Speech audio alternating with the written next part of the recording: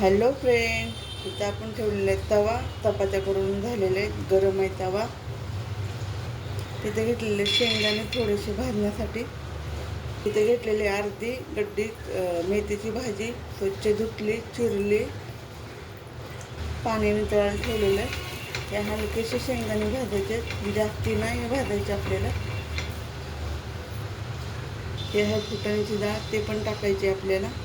आणि तिथं शेंगदाण्यामध्येच फुटाण्याची डाळ पण टाकून घेऊया आपण.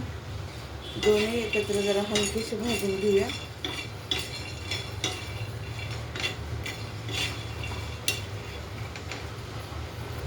इथं घेतलेलं पांढरे तीळ, ते पण टाकून घेऊया. इथं घेतलेलं आहे कट करून थोडासा लसूण. छान असं हलकंसं भाजून झालेलं आहे आपल्या तिन्ही वस्तू. आता हे मिक्सरच्या साह्यात काढून घेते. तव्यामध्ये तेल टाकलेलं आहे. आता जिरं टाकते, थोडंसं लसूण टाकते, त्यात मेथीची भाजी टाकते,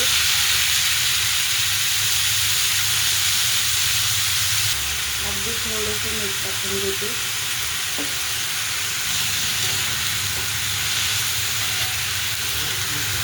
खालीवर करून घेऊया थोडंसं. हे तिन्ही वस्तू आपण पहिल्या सुक्या वाटून घेतलेले आहेत. आता पाणी टाकून आपण पेस्ट बनवायची ह्याची. आता आपण ही भाजी साईडला ठेवूया, परतून झालेली आहे. लगेच अशी कढई ठेवूया गरम होण्यासाठी. इथे घेतलेले 2 कांदे बारीक चिरून. तेल गरम झालेलं आहे. आता आपण हे 2 कांदे चिरलेले टाकून घेऊया बारीक. जास्ती नाही फ्राय करायचे, थोडेसा सोनेरी कलर आले की आपण पुढच्या वस्तू टाकायच्या. हलकासा कांदा घालून घेऊया. इथं आपण ह्या प्रकारे पेस्ट केलेली तयार, पाहून घ्या. इथं स्वच्छ धुवून टमॅटो घेतलेला आहे गावरान. कांदा थोडा सोनेरी रंगावर झालेला आहे. इथं आपण टमॅटो आणि कोथिंबीर टाकून घेऊया तेलामध्ये. एकजीव करूया. छान असं तळून व्हायला लागलेलं आहे.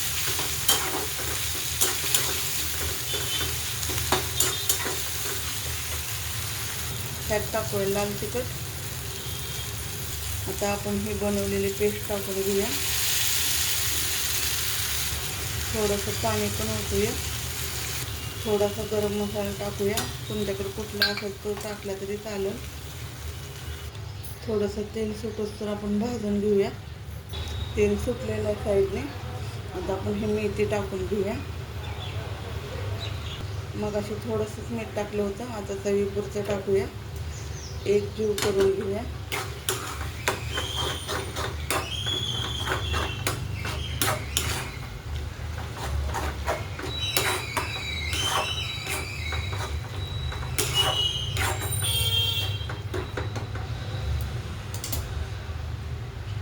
ह्या पद्धतीची आपली मेथीची भाजी झालेली आहे. ह्याच्यावरतून वरतून लसूणचा तडका द्यायचा तुपातला खायच्या टायमाला.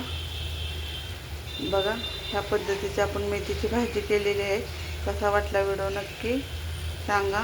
आवडला तर लाईक करा, शेअर करा, कमेंट करा. धन्यवाद.